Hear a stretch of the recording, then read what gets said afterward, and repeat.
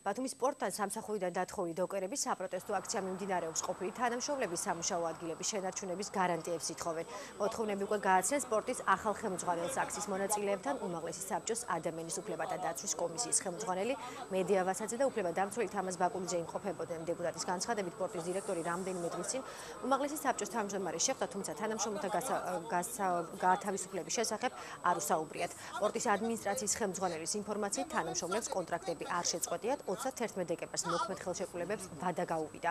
ლევან ჯობავას თქმით 45 თანამშრომელი სამსახურში მაშინ დაბრუნდება, როცა პორტის ტვირთბრუნვა გაიზრდება.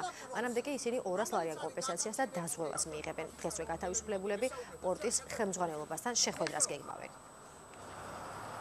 ჩვენ მოვითხოვეთ, რომ ჩვენ აგვაღდგინონ უპირობოდ სამსახურში, რაზეც მათგან მივიღეთ კატეგორიული უარი. მაგათთვის შეიძლება რაღაცას ნიშნავდეს ჩვენთვის წამოგდებული 200 ლარი ყოველ კვარტალში, მაგრამ ჩვენთვის ეს 200 ლარი არის ბანკთან ვალდებულების ძლივს დაფარვა. ჩვენ მოვითხოვთ ტვირთის მოზიდვის შემთხვევაში გადაიხედოს ტარიფებზე და დაემატოს ჩვენს სახელმწიფო შემოსავალს. მე მინდა დაგიდასტუროთ ის, რომ პორტის ახალ ხელმძღვანელს შეხვედრა ჰქონდა აჭარის უმაღლესი საბჭოს თავმჯდომარესთან, მაგრამ რამდენადაც მე მაქვს ინფორმაცია, მინიშნებაც კი არ ყოფილა თანამშრომელთა განთავისუფლებაზე. მე ღრმადა ვარ დარწმუნებული, რომ როდესაც სახელმწიფომ მართვაში გადასცა პორტი კერძო სტრუქტურას, იქ აუცილებლად იქნება ჩადებული ის პირობა, რომ არ უნდა მოხდეს მუშახელის შემცირება. პორტის ხელმძღვანელობამაც და ხელისუფლებამაც უნდა იზრუნოს, რომ ეს ადამიანები არ დარჩენ ქუჩაში და უნდა გამოინახოს გამოსავალი კომპრომისი. აქ საუბარი იმაზე, რომ დავждებით, მოვიფიქრებთ,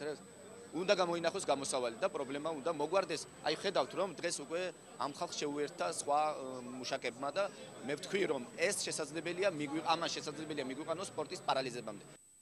ჩვენ პირდებით რომ ეს ტვირთები შესაბამისად მოვა ბათუმის სპორტში, იმიტომ რომ ყოველთვის ბათუმის სპორტს ბოლო 2 წელიწადი ეს ტვირთები წავიდა აქედან სამწუხაროდ, უკან დაბრუნდება და ტვირთების ამ ტვირთების მოზიდვის შემთხვევაში ამ ხალხს აღუდგებათ ის ხელშეკრულებები, ზუსტად იმ 34-35 კაცს, რომელიც გაწერილი გვაქვს იქ, ვინც წავიდნენ, პირველ რიგში ისინი მობრუნდებიან და ამ 3 თვის განმავლობაში ჩვენ ვაძლევთ კომპენსაციას მათ და პლუს ამისა უტოვებთ მათ დაზღვევას, სამედიცინო დაზღვევას.